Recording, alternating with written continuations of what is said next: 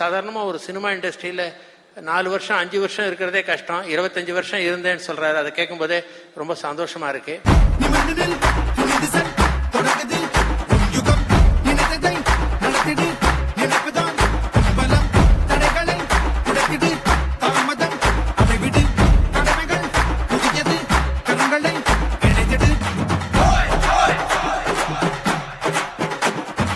இப்படி ஒரு ப்ரொடியூசர் இப்படி ஒரு திறமைகளோடு இருக்கிறாரே அப்படின்னு ரொம்ப நான் அசந்து போனது டி. சிவா அவர்கள். இப்படி ஒரு நல்ல தயாரிப்பாளர் சிவாவை பொறுத்த மட்டும் எனக்கு தெரியும், சொல்வதில் உண்மை இருக்கும்போது அவர் 2-3 பேரோட பார்ட்னராக இருந்தார். 2 பேரோட முதல் படத்திலே அப்படி இருக்கும்போது இப்பெல்லாம் அனுபவம் சிவாவுக்கு நிறையா வந்ததுனால எப்படி கொண்டு வருவார் இந்த படத்தைங்கிறது எனக்கு நல்லா தெரியும். புது முயற்சிகளுக்கு எந்த தயாரிப்பாளரும் கொஞ்சம் தயங்குவாங்க.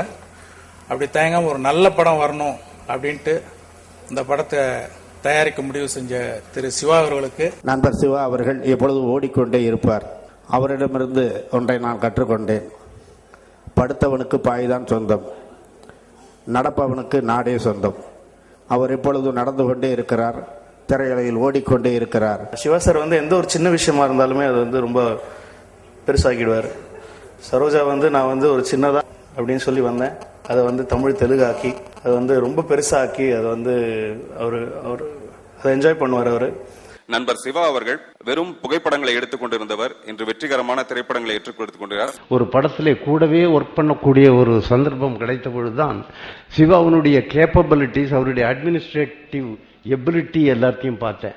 அந்த அன்பிற்கும் நேர்மைக்கும் அம்மா கிரியேஷனுடைய மரியாதை ஏற்படுத்தும் படமாக அரவானை நான் ஏற்படுத்தி தருவேன் என்று நம்புகிறேன். தயாரிப்பாளர் சிவா அவர்கள் பார்த்து கவிதையாக செயல்படுபவர், நல்ல ரசிகர். டி. சிவா நண்பர், நல்ல படங்களை எடுக்கணும், ரசிக்கக்கூடிய படங்களை எடுக்கணுங்கிற துடிச்சல் 25 வருஷங்களும் அவருக்கு இருக்கு. உண்மையாகவே இந்த இண்டஸ்ட்ரியில் இருந்தக்காக நான் பெருமைப்படுறேன்.